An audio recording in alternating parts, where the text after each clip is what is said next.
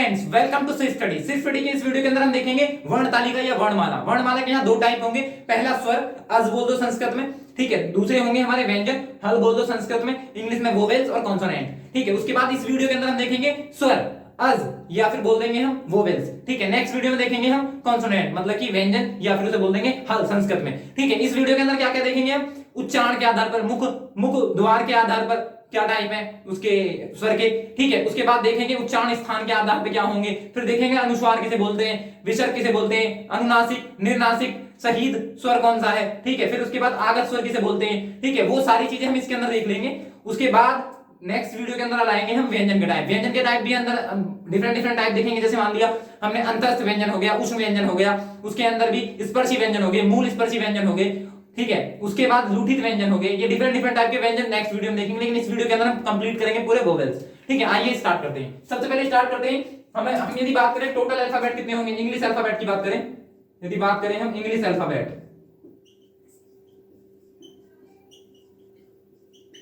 English alphabet में यदि vowel स्वर की बात करें तो कितने होंगे, ए, ई, आई, ओ, यू। लेकिन जब ए और एन लगाने की बात करते हैं उस टाइम पे हम साउंड की बात करते हैं। तो साउंड में हम जो वोवेल्स यूज करते हैं वो हम हिंदी वाले यूज करेंगे, ए, आ, ई वाले, ठीक है। टोटल 11 के 11 यूज करेंगे, ठीक है। तो हमने देख लिया ये है। यदि टोटल की बात करें, इसमें कॉन्सोनेंट भी मिक्स कर दें, ये कितने होंगे 5, और कॉन्सोनेंट भी मिक्स कर दें 21, मतलब इन्हें छोड़ के इसके अगला, मतलब कि excluding A, E, I, O, you जो भी बचा वो आ जाएगा कॉन्सोनेंट के अंदर। टोटल कितने हुए, टोटल हो गए हमारे ये 5 + 21 26। तो ये 26 लिखा क्यों हमने यहाँ पे रिलेट करने के लिए, क्योंकि ये जो मूल यहाँ पे जो टोटल हमारे वर्ण आए कितने 26, और इसका मल्टीप्लाई बाय 2 कर दो तो हमारे हिंदी में आ जाएंगे कितने 52।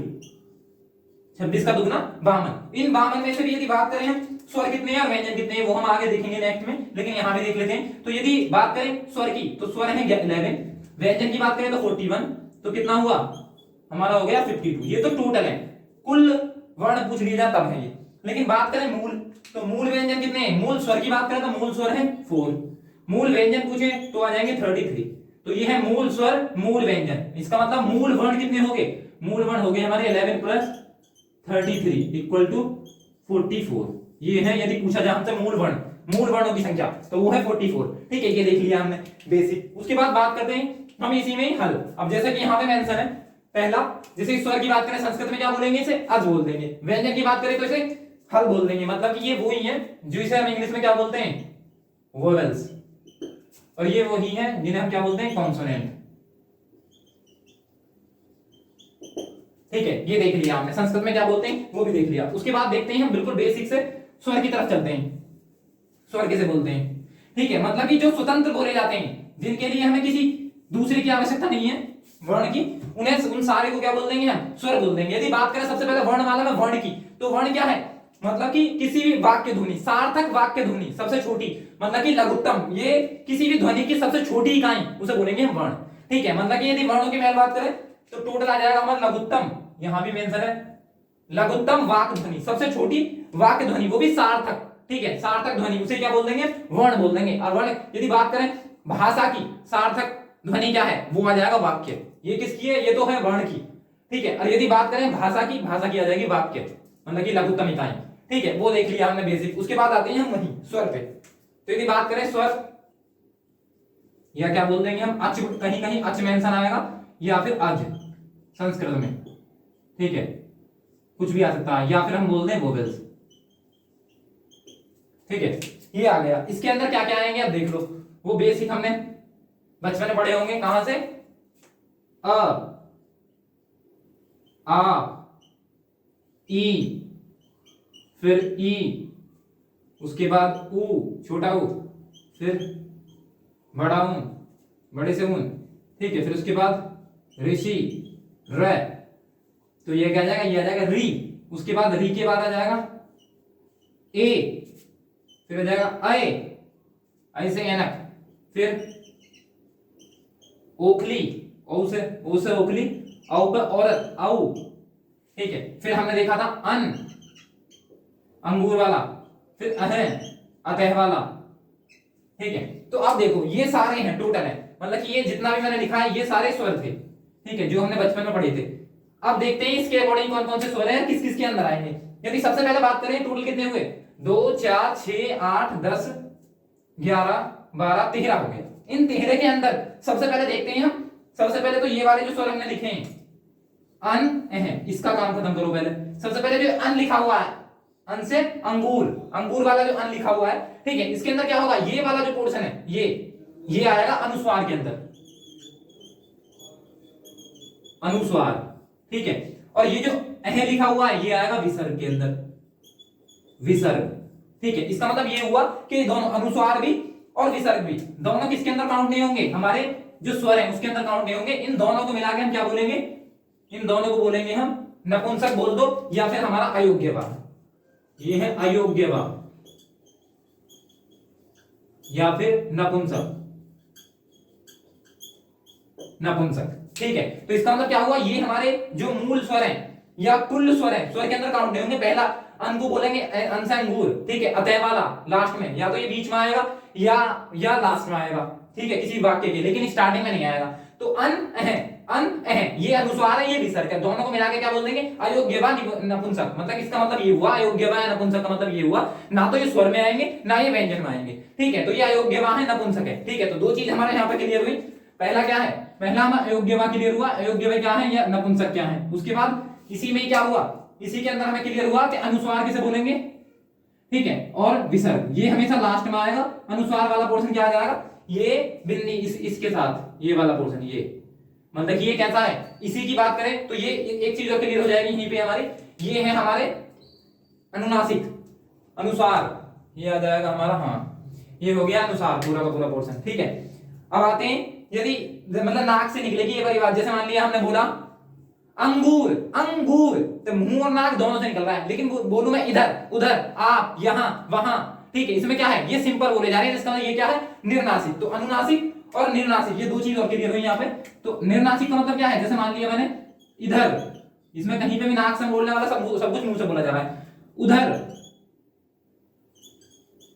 आप, घर, कुछ भी मतलब कि कुछ भी बोल दो, नॉर्मल चीज है जिसके अंदर हमारा ना तो जो हमारे अनुनासिक है वो यूज ही ना हुए, मतलब कि अनुस्वार का यूज ही नहीं हुआ वहां पे, ठीक है, और ना ही अनुस्वार तो हो गई नहीं, और चंद्र बिंदु वाला जैसे हमने वाला अनुनासिक, अनुनासिक एक और चीज आ रही है हमारे, क्या आ जाएगी हमारी आंख। जैसे इसका एग्जांपल लेते हैं हम, इसका एग्जांपल आ गया आंख, आंख कैसे लिखेंगे, ऐसे चंद्र बिंदु के साथ, इसका आंख, हमने बोला आंख, तो मुंह और नाक दोनों का यूज है, इसका ये भी कैसी है, ये भी अनुनासिक है। तो हमने यहाँ पे चीज देख ली कि ये दोनों जो है ये है हमारे अनुस्वार और विसर्ग, मतलब कि अयोग्य भाव, नपुंसक, ना तो स्वर है ना व्यंजन है, ना कॉन्सोनेंट है ना वोवेल्स है, ना आज है ना हल है, ये चीज देखी हमने। उसके बाद देखते हैं इसके अलावा बचे कौन कौन से फिर, ठीक है। अब ये हटा दिए हमने क्योंकि ये तो ना तो स्वर है और ना ही व्यंजन है, ये हटाए। उसके बाद देखते हैं हम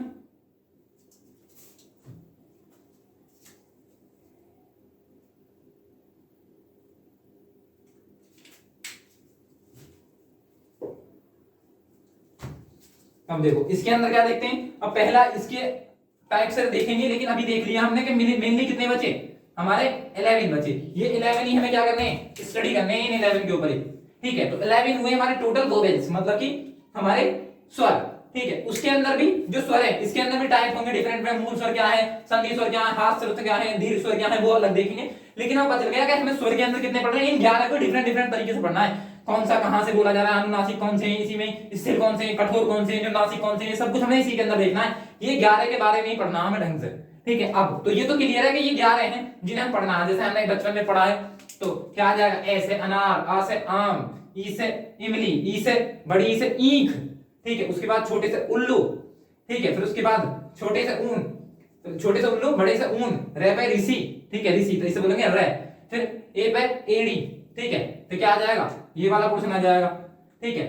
फिर आ जाएगा एनक, ठीक है। फिर ओखली और औरत, ठीक है। तो ये हमने बचपन में पढ़े हैं, ठीक है, पूरा। तो क्या बोलेंगे, ए आ, फिर ई, फिर उसके बाद ऊ खींच के थोड़ा क्योंकि बड़ा है, ठीक है। उसके बाद री, फिर उसके बाद ए, फिर आएगा ओ, औ, ठीक है। ये देख लिया 11। तो 11 होंगे हमारे स्वर, इतना तो क्लियर है कि 11 स्वर होंगे। इन्हीं के बारे में डिफरेंट डिफरेंट तरीके से हमें देखना है कौन से मूल स्वर है। अब देखो हम स्टार्ट करते हैं, क्या क्या स्वर के अंदर आएगा, ठीक है। हमने देख लिया स्वर संस्कृत में क्या बोलेंगे, या तो अच बोलेंगे या फिर अज बोलेंगे, ठीक है, या इंग्लिश में वोवेल बोलेंगे। अब स्टार्ट करते हैं अपना आगे का प्रोसीजर।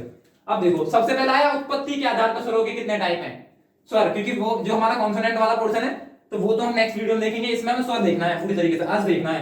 तो उत्पत्ति के आधार पर, उत्पत्ति के आधार पर सबसे पहले क्या आएंगे, कुछ तो है मूल स्वर, फिर आएंगे संधि स्वर, मतलब जो स्वतंत्र रूप से बोले जा रहे हैं, ठीक है, वो है मूल स्वर। और जो कॉम्बिनेशन से बोले जा रहे हैं, किसी ना किसी के जो हमारे मूल स्वर है उनकी सहायता से बोले जा रहे हैं, उन्हें बोल देंगे हम संधि स्वर। जैसे मूल स्वर की बात करें इसी के अंदर, क्योंकि हमें अब 11 के 11 ये जो 11 हैं इन्हीं को स्टडी करना है, ठीक है, ये सब कुछ इसी के अंदर आ जाएगा। तो देखो सबसे पहले यदि बात करें इसी में, तो इसमें मूल स्वर कौन कौन से आ जाएंगे, तो सबसे पहला आएगा अ, ठीक है, फिर उसके बाद ई, ठीक है, उसके बाद उ, ठीक है, फिर उसके बाद आ जाएगा हमारा री, ठीक है। तो ये क्या है, ये चार हैं हमारे, इन्हें बोलेंगे मूल स्वर, ठीक है, मूल स्वर भी यही है, मूल स्वर या फिर ह्रास स्वर, ठीक है, ये भी यही है, आगे देखेंगे ऐसा। अभी तो हमें ये पता है कि मूल स्वर कैसे बोलेंगे या हास स्वर कैसे बोलेंगे, दोनों ये हो गए। उसके अलावा जो भी बचे, इसके अलावा कौन कौन से बचे हमारे, इसके अलावा ए के बाद का आ बचा, फिर ई, बड़ी ई बची, ठीक है, फिर ऊन वाला ऊ बचा, ठीक है, उसके बाद आ जाएगा हमारा, ठीक है, ये हो गया, फिर ए बचा, फिर एडी और एनक दोनों बचे, उसके बाद आ जाएगा ओ और आओ, ठीक है, ये बचे। तो कितने हुए, चार ये हुए, तो ये कितने बचे हमारे, ये आ जाएंगे हमारे 7, ठीक है। तो 7 देख लीजिए हमने, 7 हैं संधि स्वर, ठीक है। तो संधि स्वर क्या है, ये कि इसके मेल से बने, जैसे मान लिया ए बनाना है हमें, ए, तो ए का मतलब क्या हुआ, ए बनेगा हमारा ए प्लस ए, ठीक है, दोनों के कॉम्बिनेशन से क्या बन जाएगा हमारा आ, ऐसे ई, ई क्या बन जाएगा हमारा ई, ठीक है। तो ये क्या है, मतलब कि स्वर जो हमारे मूल स्वर है उनके कॉम्बिनेशन से बन रहे हैं, ठीक है। इसका मतलब क्या है, ये इनकी संधि होने के बाद, ठीक है, संधि होने के बाद बन रहे हैं, तो ये आ जाएंगे हमारे संधि स्वर। कितने हैं, 7 टाइप, 7। और यदि बात करें मूल स्वर या ह्रास स्वर, वो हो जाएंगे हमारे 4। तो ये देख लिया हमने। उसके बाद देखते हैं नेक्स्ट टाइप हमारा,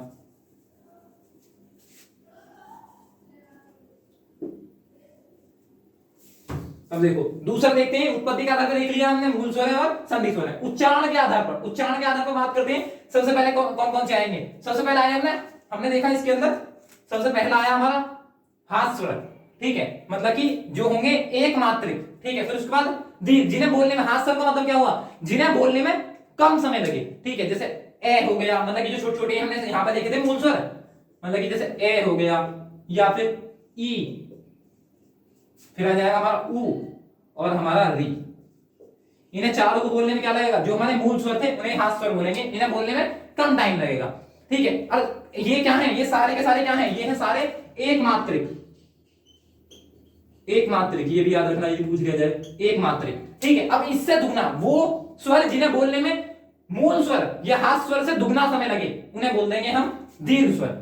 मतलब कि दीर्घ स्वर का मतलब क्या होगा, मतलब कि लॉन्ग, यदि बात करें हम लॉन्ग अल्फाबेट, यदि मात्रिक की बात करें तो ये एक मात्रिक हो जाएगा द्विमात्रिक, मतलब कि लंबे, ये लॉन्ग स्वर है, मतलब कि इस स्वर का लॉन्ग वोवेल है। इसका मतलब क्या होगा, इन्हें बोलने में इससे शॉर्ट स्वर जो हमारे हाथ स्वर है इसकी कंपैरिजन में दुगना समय लगेगा, ठीक है। फिर उसके बाद प्लुत की बात करें तो प्लुत त्रिमात्रिक है, मतलब कि इसमें तिगुना समय लगेगा। जैसे बात करें ह्रास स्वर, तो ह्रास स्वर में मूल स्वर आ जाएंगे, हमारा ए आ जाएगा, हमारा ई आ जाएगा, उ आ जाएगा और री, ये 4 आ गए। तो ये हास स्वर भी है और ये ही मूल स्वर है, ये भी देख लिया हमने इसके अंदर मूल स्वर कौन कौन से, ठीक है। बात करें दीर्घ स्वर, तो इनसे दुगना, तो ए से दुगना किस में लगेगा, अ, फिर आ, तो दुगना लगा, तो इसका मतलब क्या आएगा, यहां आ गया आ, फिर ई और फिर ई, ठीक है, इसे भी दुगना टाइम लगा और बड़ी, ठीक है। फिर उसके बाद उ और औ, ठीक है, दुगना यहां भी लगेगा, तो ये क्या आ जाएगा आओ। उसके बाद क्या आ जाएगा, जो दुगने हैं मतलब दीर्घ हो गए, ठीक है, दीर्घ। अब इसमें दीर्घ को भी दो भाग में, कहीं कहीं किसी किसी बुक में मेंशन है, दीर्घ को भी 2 टाइप से। पहला आ जाएगा हमारा संयुक्त स्वर, ठीक है, और उसके अंदर दीर्घ स्वर। तो संयुक्त स्वर वाले भी हम दीर्घ के अंदर ही काउंट करेंगे, जैसे कि हमारा हो गया ए, अ, फिर ओ और औ, ठीक है। ये भी क्या होंगे, ये दीर्घ स्वर होंगे। ये बात करें प्लुत स्वर, प्लुत स्वर मतलब कि खास स्वर, मतलब कि मूल स्वर एक मात्रिक, दीर्घ स्वर द्विमात्रिक, प्लुत स्वर त्रिमात्रिक, मतलब जिसमें मूल स्वर की कंपैरिजन में तिगुना टाइम लगे, तो वो आ जाएंगे हमारे प्लुत स्वर। जैसे हमने बोला ओम, ओम, ठीक है। अब इसे इसे कैसे बोला जाएगा, हमने मान लिया, हमने बोला सुनती हो, ठीक है, वो खींच दिया, या ओम, ठीक है, ये जो खींच रहे हैं इसका मतलब क्या हुआ, इसमें जो पहला वाला उससे 3 गुना समय लग रहा है, जैसे हमने बोला राम, ठीक है, तो हमने बोला राम, तो ये जो लिखा ये क्या है, ये इससे भी ज्यादा 3 गुना टाइम लगा, इसका मतलब ये क्या हो जाएगा, हमने देखा पहले मूल स्वर, दीर्घ स्वर, अपलुत स्वर, एक मात्रिक, द्विमात्रिक, त्रिमात्रिक, ये चीज क्लियर है। उसके बाद हमने देख लिया उच्चारण के आधार पर, तो उच्चारण के आधार पर देखा, उसके बाद आते हैं मुख द्वार के आधार पर, तो मुख द्वार के आधार पर और भी इससे भी ज्यादा इंपॉर्टेंट है, ठीक है, यहां तक आई थिंक यहां तक क्लियर होगा।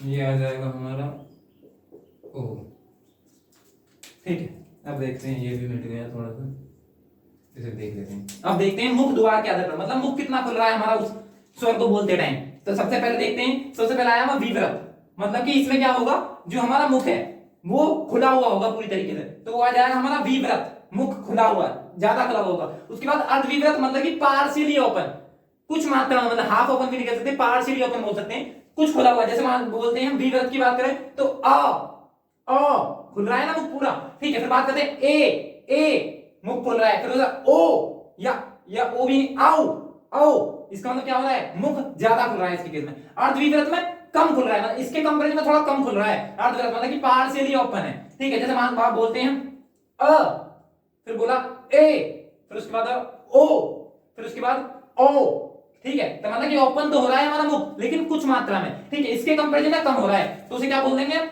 अर्धविवृत या फिर हाफ ओपन। उसके बाद बोलते हैं संवृत, संवृत का मतलब होता है क्लोज, मतलब कि मुख पूरी तरीके से क्लोज है, लेकिन क्लोज ऐसे नहीं 100% है, 95 to 98% हमारा क्लोज ही है, मतलब लगभग क्लोज मान सकते हैं। इसका मतलब क्या हुआ, जैसे मैंने बोला इसके अंदर ई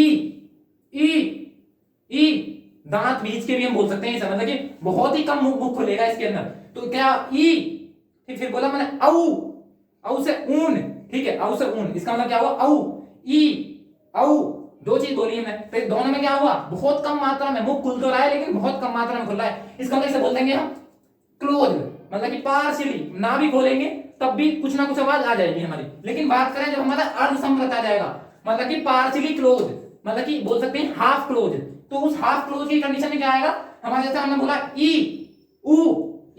ऊ, मतलब कि क्लोज तो है मुंह, लेकिन थोड़ा इस क्लोज, ये वाला क्लोज के कंपैरिजन में थोड़ा ज्यादा है, बोल के देख सकते हो आप, ठीक है, तो ये इसके कंपैरिजन में थोड़ा ज्यादा खुल रहा है, इसका हम बोलते हैं अर्धसंवृत, मतलब कि हाफ क्लोज। तो ये हो गया हमारा मुख द्वार के आधार पर, ठीक है, मुख द्वार, मुख हमारा कितना खुल रहा है उसके आधार पर। फिर आते हैं जीवा के आधार पर, मतलब कि जीव, यदि जीव के आधार पर बात करें तो सबसे पहले आ जाएगा हमारा अग्रस्वर। अग्रस्वर का मतलब क्या है, अग्रस्वर का मतलब ये हुआ मुख से, जो जीव है हमारी, जो हमारा मुख वाला पोर्शन, उससे जीव बाहर की तरफ, मतलब कि बाहर की तरफ आ रही है थोड़ी, ठीक है, जैसे बोल के देखते हैं ई, ठीक है, ए, ठीक है, सब में क्या आ रहा है, मतलब कि जो हमारा जीवा आगे की तरफ मतलब फॉरवर्ड आ रही है, फॉरवर्ड मुख में कोशिश करके देख सकते हैं, तो फॉरवर्ड की तरफ, आगे की तरफ आ रही है, इसका मतलब क्या आ जाएंगे अग्रस्वर।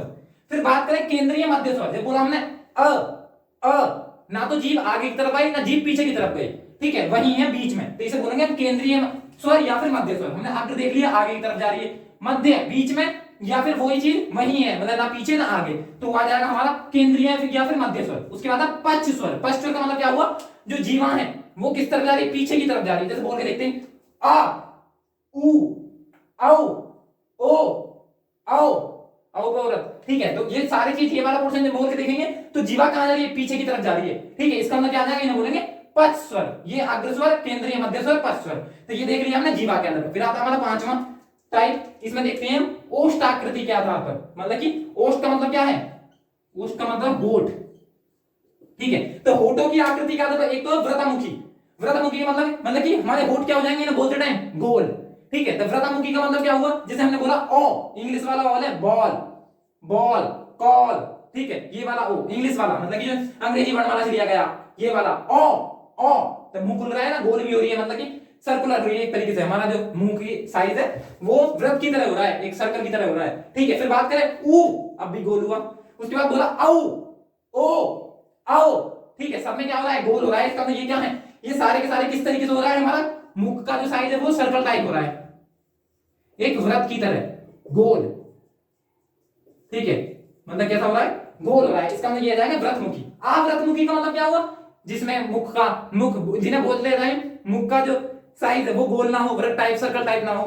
तो जस्ट इसका उल्टा, तो क्या आ जाएगा, आ, बोला हमने, आ नहीं हुआ गोल, बोल दिया इजीली, ई, ठीक है, फिर उसके बाद ए, आए, ठीक है, तो इनमें क्या हुआ, किसी में भी हमारा जो मुख है वो क्या ना हुआ, गोल ना हुआ, मतलब कि जो होंठ है हमारे मुख के आगे वाला पोर्शन, मतलब कि होंठ वाले जो ओष्ठ वाला पोर्शन है वो गोल नहीं हुआ। लेकिन इसके इनके ऊपर वाले केस में क्या है, हमने बोला ओ, तब भी होंठ हमारे कैसे हुए, जो ओष्ठ है वो गोल हुए, ऊ, औ, ओ, औ, ठीक है, तो इन सब में क्या आया, इन सब में हमारा गोल हो रहा है, ठीक है। इनमें देखें तो आ, ई, ए, आए, इन सब में क्या हुआ, जो हमारे होंठ है उनकी आकृति सर्कुलर, मतलब कि राउंड शेप में नहीं आ रही, ठीक है। इसका मतलब क्या हुआ, ये है होठों की आकृति के आधार पर, ठीक है। फिर उसके बाद देखते हैं उच्चारण स्थान के आधार पर। अब उच्चारण स्थान का मतलब क्या हुआ, पहले इस डायग्राम को देखो, ठीक है, मतलब कि कोशिश करिए, वैसे तो ये हम बनाने में थोड़ा ड्राइंग में ज्यादा हेवी ड्राइवर है, इस वजह से कुछ हद तक थोड़ा बहुत कोशिश करिए, कुछ हल्का फुल्का तो समझ में आएगा ही, ऐसा भी ना आगे कतई हम साइंटिस्ट ही बन गए इसे बनाने में,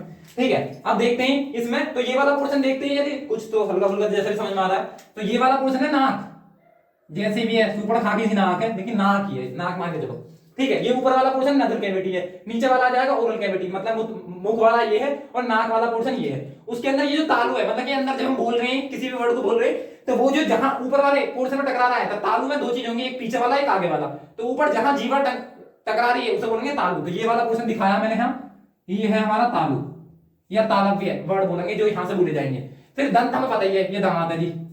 बात करें दूध वाले कितने होंगे, 20, टोटल कितने होंगे, वयस्क के अंदर 32, ठीक है, तो ये दांत है। उसके आगे वाला पोर्शन की बात करते हैं, ये होंठ है, ये वाले जैसे भी हैं, ट्रक घूम जाएगा एक, ऐसे ही हमारे तो, ठीक। उसके बाद देखें ओष्ठ, ओष्ठ की बात करें तो ये वाला पोर्शन आ जाएगा होंठ, ठीक है। उसके बाद ये मैंने दंत दिखाई रखा है। उसके बाद ये मूर्धा, मूर्धा का मतलब हुआ जो हमारा जीभ वाला पोर्शन है, जीभ ऐसे राउंड होकर जाएगी ना, वो देखेंगे अभी, ठीक है, वो व्यंजन में देखेंगे इस डायग्राम को फिर दोबारा से, ठीक है। लेकिन अभी हम किसकी बात कर रहे हैं, अभी हल की बात कर रहे हैं, अज की बात कर रहे हैं, तो अज के अंदर क्या देखेंगे, पहले कंठ देखते हैं।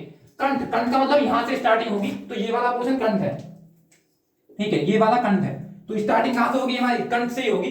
तो कंठ से कौन कौन से हमारे जो स्वर हैं, जो कंठ के जो जरिए बोले जाएंगे, तो वो आ जाएगा अ, पहले बोला अ, जो आवाज निकली हमारी, यहां पकड़ो, यदि इसे पकड़ लेंगे अ, ठीक है, तो ये वाली चीज हमें पता चल जाएगी कि हाँ ये कहां से बोले जा रहे हैं, कंठ की सहायता से बोले। फिर उसके बाद आ, ओ, ठीक है, सब में यहाँ पे हमारे यहाँ पे वाइब्रेशन आएगा, कंपन उत्पन्न होगा। इसका मतलब ये क्या है, ये तीनों के तीनों ए, ओ, अ, ये तीनों के तीनों क्या है, हमारे कंठव्य वर्ण है, कंठव्य वर्ण है, और कहां का उच्चारण स्थान क्या है, कंठ है, ठीक है, ये देख लिया। उसके बाद तालु की बात करें, तालु ऊपर वाला, यदि बात करें ई, हमने बोला ई या ई, ठीक है, तो जो हमारा जीवा है वो कहां लग रही है, तालव पे जाकर टकरा रही है ऊपर। इसका मतलब ये क्या है, हमारे तालु वर्ड कितने आ जाएंगे, हमारे तालु वर्ड हो जाएंगे हमारे कौन से, ई और ई, ये है तालव्य वर्ण, और स्थान क्या है, स्थान है तालु, उच्चारण स्थान। उसके बाद बात करें मूर्धा, मूर्धा की बात करें री, री, तो हमारी जीवा कैसी हो रही है, इसके अंदर यदि देखें तो ये ऐसे घूम के लग रही है तालब पे, मतलब कैसे रोटेट हो गए, इसका मतलब ये क्या है, मूर्धा। तो कहां से बोले जा रहे हैं, ये हो जाएगा हमारा मूर्धा वर्ड, री, मतलब कि ऐसे राउंड शेप में जाकर लग रही है जीवा, मतलब कि ऐसे, ठीक है। इसका मतलब क्या हो जाएगा, ये हो जाएंगे मूर्धा, मूर्धा से बोले जा रहे हैं। उसके बाद बात करें ओष्ठ, ठीक है, तो ओष्ठ की बात करें तो ओष्ठ का मतलब होठ, तो इसका मतलब ऊ, औ, तो इंपैक्ट किस पर पड़ रहा है, हमारे होठों पे। इसका मतलब ये कहां से बोले जाएंगे, ये बोले जाएंगे हमारी मूर्धा वाला, समझ में आ गया हमारा क्या है, री। ओष्ठ की बात करें तो ओष्ठ होठों की सहायता से ऊ और औ, तो दोनों क्या आएंगे हमारा, किसकी सहायता से बोले जाएंगे, ओष्ठ की सहायता से। अब आते हैं हमारे संयुक्त स्वर, यदि बात करें हम संयुक्त स्वर की, जैसे संयुक्त व्यंजन होते हैं ऐसे ही संयुक्त स्वर भी हो गए। अब देखो, जैसे संयुक्त व्यंजन पढ़ा है हमने, संयुक्त व्यंजन का मतलब हुआ, जैसे एक छोटा सा एग्जांपल लेते हैं, क्षत्रिय, छे, ये वाला, तो इसे हम कैसे लिखेंगे, इंग्लिश में कैसे लिखते हैं, KSH, ये लिखते हैं इंग्लिश में, ठीक है। हिंदी में बात करें तो हिंदी में भी ऐसे लिखेंगे, क और क्या आ जाएगा प्लस स, ये आ जाएगा दोनों, मतलब कि क कौन सा, ये वाला, इन दोनों के कॉम्बिनेशन से बनेगा ये, ठीक है, ये देख लिया हमने दोनों के कॉम्बिनेशन से। ऐसे ही जैसे ये संयुक्त व्यंजन है, ऐसे ही संयुक्त स्वर भी होते हैं। जैसे बात करें हम, सबसे पहले बात करें कंठ, तो कंठ से कौन सा बोला जा रहा है? ए आ, तो क्या आ जाएगा हमारा? ए और आ, ठीक है, ये कंठ वाले। ठीक है, उसी इसी का क्या किसके साथ? तालु, तालु वर्ड बताया मैंने, ई ई, इनमें से किसी के साथ कॉम्बिनेशन कर दो, ई हो या फिर हमारा ई, तो ये क्या बनाएगा? ये संयुक्त होके एक दूसरे के साथ कंबाइन करके बनाएंगे हमारा पहला वाला जो हमारा क्या आएगा? कंठ तालव्य। तो कंठ तालव्य बनेगा हमारा ए। ठीक है, वैसे ही संधि है लेकिन फिर भी यहां भी क्लियर हो जाना चाहिए। तो क्या आएगा उसके बाद? यदि मैं इसी चीज को करूं, यही सेम चीज ले रखी है हमने, आ लिया, आ लिया, और हमने इसके ए और आए ये लिया, तो बन जाएगा हमारा ये आए। तो ये दोनों क्या है? ये दोनों ही पोर्शन किससे हैं? ये आ जाएंगे हमारे संधि से। ठीक है, इसका मतलब क्या हुआ? ये कॉम्बिनेशन से है। किस किसके कॉम्बिनेशन से? ये हमने वर्ड देख लिए किसके थे? अ आ किससे बोले जा रहे हैं? किसकी सहायता से? उच्चारण स्थान क्या था इसका? हमारा कंठ। ठीक है, लेकिन ई ई का क्या था? ई ई इसका था तालव या फिर तालु, तालु। तो दोनों इसी इससे मिलके बने ये दोनों। इसका मतलब क्या होंगे? ये हो जाएंगे हम हमारे कंठ तालव्य, कंठ तालव्य। ठीक है, ये हो जाएंगे कंठ तालव्य। तो वही चीज यहां मेंशन है, कंठ और तालु दोनों कॉम्बिनेशन से क्या बन गया? कंठ तालव्य। ये क्या है? ए और आय। ठीक है, तो ये हो जाएंगे कंठ तालव्य। तो ये क्या है? ये संयुक्त स्वर है, संयुक्त व्यंजन नहीं। जैसे हमने यहां देखा संयुक्त स्वर किस किसके कॉम्बिनेशन से बना? इसके कॉम्बिनेशन से बन गया ये। ठीक है, अब इसी के अंदर बात करें तो ये वाला क्या है? यदि हम सिंपल लिख रहे हैं ये वाला क, इसका मतलब है इसे लिखेंगे खाली के। ठीक है, यदि हमने लिखा सिंपल के बिना हलंत के, तो क्या आ जाएगा हमारा? ये आ जाएगा के ए, हमेशा यही लिखा जाएगा। और यदि इसी में हम लिख देते हैं सिंपल के और इसे लिखना हमें का, तो ये आएगा के ए, ये लिखा हुआ है का। ठीक है, जो सिंपल सी बेसिक सी चीज है लेकिन पता होनी चाहिए। तो ये संयुक्त, जैसे ये इन दोनों के संयोजन से बना है, ऐसे ये भी संयोजन से बने हैं इसके से। तो ये कंठ लगा है यहाँ पे उच्चारण स्थान, यहाँ पे उच्चारण स्थान तालु है, तो दोनों के कॉम्बिनेशन जो बना वो आ जाएगा कंठ तालव्य। ठीक है, उसके बाद की बात करें तो ऐसी सेम है, ये है कंठोष्ठ। तो कंठ कौन सा है? कंठ हम जानते हैं अ और आ, इसकी किसके साथ हुई होगी? हमारा ओष्ठ के साथ। ओष्ठ क्या है? उ और औ। ठीक है, तो क्या बना देंगे? ये बन जाएगा हमारा औ। ठीक है, तो ये दो जो कॉम्बिनेशन से बने, तो ये भी क्या है? ये भी एक तरीके से संधि हुई। लेकिन हमने देख लिया कि ये किससे बोले जा रहे थे? ये थे हमारे किससे? ये थे हमारे कंठ से। और ये वाला पोर्शन किससे बोला जा रहा है हमारा? यहाँ पे देख लिया ओष्ठ है। तो इसे क्या बोलेंगे? दोनों को जिससे ये बोला जाएगा उसे बोल देंगे हम कंठोष्ठ। ठीक है, तो कंठ तालव्य और कंठोष्ठ क्लियर है क्योंकि दोनों के कॉम्बिनेशन है। मैंने ये व्यंजन हमारे पोर्शन से दिखा दिया। नेक्स्ट वीडियो में पूरा व्यंजन करेंगे तब समझेंगे संयुक्त स्वर क्या है। ठीक है, और संयुक्त स्वर देख चुके, संयुक्त व्यंजन क्या है ये देखेंगे नेक्स्ट वीडियो में। ठीक है, ये चीजें भी क्लियर हो जाएंगी उसी वीडियो में। ठीक है, नॉर्मल तरीके से अभी हमें स्वर पे कंसंट्रेशन करना है, तो स्वर पूरा हो गया हमारा। डिफरेंट टाइप से इसके क्लासिफिकेशन थे वो सारे देख लिए। अब कुछ देखते हैं इसकी इंपॉर्टेंट चीजें। ठीक है, जो भी स्वर से रिलेटेड कुछ बचा वो वाला पोर्शन। बात करें संहित स्वर, तो संहित स्वर क्या है? संहित स्वर की बात करें तो संहित स्वर के अंदर आएगा हमारा ये सबके साथ है। जैसे मैंने यहां पे लिखा, तो यहां पे लिखा मैंने ये किसके साथ? हलन के साथ, तब तो के लिखा गया। लेकिन यदि बात करें इसे क लिखना, तो इसके अंदर ये खुद क हमेशा कभी नहीं लिखा था। के का मतलब ही है बिना हलन के लिखा हुआ, हलन के साथ के प्लस ए। ठीक है, ख लिखते तो ख हलन के साथ प्लस अ। इसका मतलब ये हुआ कि जो ए वाला पोर्शन है संहित स्वर सबके साथ होगा, चाहे वो कोई सा भी व्यंजन हो। तो इसी वजह से ये बाकी सबके स्वर के साथ होगा। ठीक है, इनकी यदि मात्राओं की बात करें, यदि इससे भी बेसिक की बात करें, ये क्लियर है ना इतना। उसके बाद देखें तो मात्रा, इन्हें जो स्वर हमारे स्वर हैं टोटल 11 टाइप के, उन्हें बोलते हैं मात्राएं। ठीक है, तो मात्राएं भी इसी के अंदर आ जाएगा हमारा। अब कैसे मात्रा कैसे होंगी?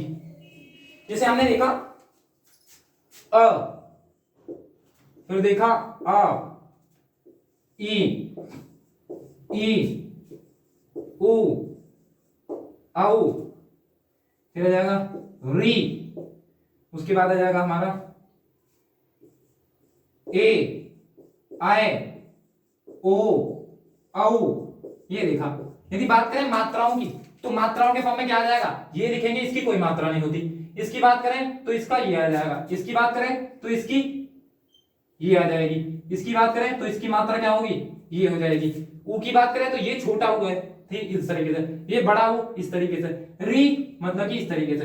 ए की बात करें तो ये आ जाएगा हमारा ए की मात्रा। ये इसकी बात करें तो ये हो जाएगा हमारा ये ए की मात्रा। ओ की बात करें तो ये आ जाएगा ओ, ठीक है। यदि इसकी बात करें तो ये आ जाएगी मात्रा ओ। तो ये सारी मात्राएं हैं, मतलब कि स्वर जो हमारा अज है, जो वोवेल्स है, उसे क्या बोलेंगे हम, मात्रा भी बोलेंगे। तो सारी की सारी जो मात्राएं हम इसी के अंदर यूज कर ली, मात्राएं वाला पोर्शन भी, ठीक है। तो मात्राएं भी होंगी 11 टाइप की, डिफरेंट डिफरेंट मात्राएं देख ली हमने, ये भी मात्राएं भी इसी के अंदर आएंगी। उसके अलावा जो हम देखना चाह रहे थे वो देखते हैं। अयोग्य का मैंने बता दिया, नपुंसक मतलब कि अनुस्वार होगा और विसर्ग होगा, ठीक है, मतलब कि अनार वाला और विसर्ग में अतः वाला, ठीक है। फिर अनुनासिक का मतलब क्या है, जिसमें नाक से आवाज आए, जैसे जैसे अनार वाला पोर्शन वो भी अनुनासिक है, और आंख मुंह और नाक दोनों का प्रयोग हुआ तो आंख भी क्या है, अनुनासिक है। अर्ध स्वर की बात करें, अब बात करते हैं अर्ध स्वर। वैसे अर्ध स्वर बोल दो या फिर इसे बोल देते हैं संघर्षहीन। तो अर्ध स्वर संघर्षहीन, जैसे बोल दिया हमने ये रह गए थे ना, तो ये रे ले वे, तो ये और वे इन दोनों को बोलते हैं हम, इसके अंदर से ये ले लो और वे ले लो। वैसे तो व्यंजन है, लेकिन इन्हें क्या बोलते हैं, अर्ध स्वर भी बोलते हैं। क्योंकि यदि बात करें इसी का एक एग्जांपल देखते हैं। जैसे मैंने लिखा कुआ, तो कुआ ऐसे भी लिख सकते हैं कुआ, ठीक है, ऐसे भी लिखा जाता है कुआ, कभी कभी लिखते हैं ना कुआ। इसका मतलब इसकी भी इंपैक्ट कैसा आ रहा है, एक तरीके से स्वर जैसा आ रहा है। तो इसका मतलब ये क्या, ये और वे, इन्हें बोलेंगे हम अर्ध स्वर। वैसे व्यंजन के अंदर हम डेप्थ में देखेंगे कि लूठित व्यंजन क्या है, इसमें पार्श्व व्यंजन क्या है, ये हो जाएगा हमारा लूठित, ये पार्श्व व्यंजन है, वो व्यंजन वाले में देखेंगे। लेकिन अभी देखना हमें ये और वे क्या है, इन्हें बोलेंगे अर्ध स्वर, क्योंकि स्वर वाला कॉन्सेप्ट आ रहा है, इस वजह से ये भी मैंने इसी के साथ कवर कर दिया। उसके बाद बात करते हैं सरल या फिर स्थिर, सरल या फिर स्थिर, ठीक है। स्थिर के अंदर क्या आएगा, जो सिंपली बोले जा रही है, जैसे मान लिया सरल और स्थिर की बात करें, ये मात्राएं क्लियर है, मात्रा वाला पोर्शन खत्म करो यहां से, ठीक है। तो ये मात्राएं भी देख लिया हमने, जितने भी बेसिक चीजें हैं इसकी लगभग सब कुछ हो जाएगा इसके अंदर, ठीक है। फिर बात करते हैं हम स्थिर या फिर सरल। इसका सबसे सरल क्या होगा, अ ई और हमारा आ जाएगा ए, ये क्या है, ये सरल, इन्हें बोलेंगे स्थिर स्वर या फिर सरल स्वर। और इसी के कठोर क्या हो जाएंगे, इसका बड़ा आ, इसका ई और इसका आय, ठीक है। तो ये क्या हो जाएंगे, ये हो जाएंगे हमारे कठोर या फिर हार्ड स्वर, ठीक है। तो ये हो जाएंगे कठोर, कठोर भी क्लियर है। फिर निर्नासिक का मतलब क्या है, निर्नासिक मैंने बता दिया, वो सारी चीजें जिसमें नाक का यूज ना हो, ठीक है। जैसे इधर उधर, आप, घर, जाओ, खाओ पियो नहाओ, ठीक है। इसका मतलब क्या हुआ, ना आ गया उससे अलग है, मतलब कि जो सिंपली बोले जा रहे हैं, जिसके अंदर किसी तरीके से ना अन आ रहा ना अनुनासिक आ रहा, ठीक है। तो वो सारे क्या हो जाएंगे, वो सारे हो जाएंगे हमारे कैसे, निर्नासिक, ठीक है। इस वीडियो के अंदर हमने देख लिया पूरी तरीके से जितने भी स्वर के अंदर जो जो क्वेश्चन बन सकते थे वो सारे देख लिए। नेक्स्ट वीडियो के अंदर हम देखेंगे व्यंजन, मतलब कॉन्सोनेंट या फिर हम बोल सकते हैं हल, ठीक है। उसके अंदर क्या है, स्पर्शी व्यंजन कितने टाइप के हैं, मूल स्पर्शी व्यंजन कितने टाइप के होंगे, ठीक है। फिर अंतस्थ व्यंजन कितने टाइप के होंगे, ऊष्म व्यंजन कितने टाइप के होंगे, लूठित क्या है, पार्श्व क्या है, अर्ध स्वर क्या है, ठीक है। ये सारी चीजें देखेंगे नेक्स्ट वीडियो में। थैंक यू फॉर वॉचिंग, मिलते हैं नेक्स्ट वीडियो में।